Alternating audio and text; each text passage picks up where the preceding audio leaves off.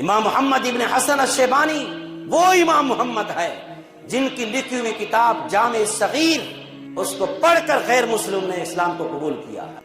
غیر مسلموں سے پوچھا کہ آپ کو اسلام کی دولت کیسے ملی ہے؟ تم تو مانتے بھی نہیں ہو اسلام کو، کیسے ملی ہے یہ شان؟ انہوں نے کہا جب سے امام محمد کی جامع صغیر پڑھی ہے نا، ہمارے دل کی دنیا بدل دی ہے اس کتاب نے.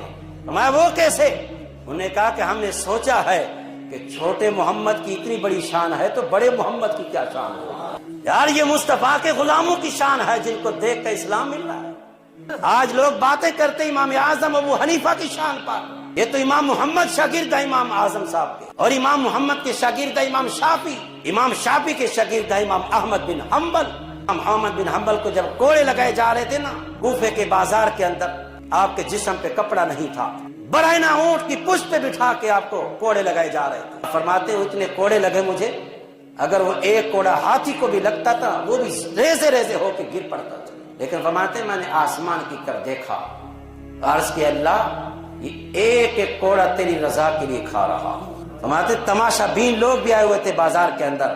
فرماتے میں نے ہاتھ اٹھا کے کہا دیکھ لو، جو جانتے ہیں مجھے کہ احمد بن حنبل ہوں ان کو تو پتا ہے، جو نہیں جانتے وہ بھی دیکھ لے کہ احمد بن حنبل ہو. وہ امام احمد بن حنبل فرماتے ہیں کہ مجھے 7.5 لاکھ حدیث زبانی یاد تھی. امام صاحب کے شاگردوں کے شاگرد کی یہ شان ہے. جو کم بخت لوگ تانا زنی کرتے امام اعظم کی ذات پر کہ جن کو 4 حدیثیں یاد تھی. یار جن کے پڑھائے ہوئے بندے کی یہ شان ہے. 7.5 لاکھ حدیثیں جس کو یاد ہو، ان کے استادوں کے علم کا مقام کیا ہوگا؟ اس کا فیصلہ قیامت کے دن ہوگا.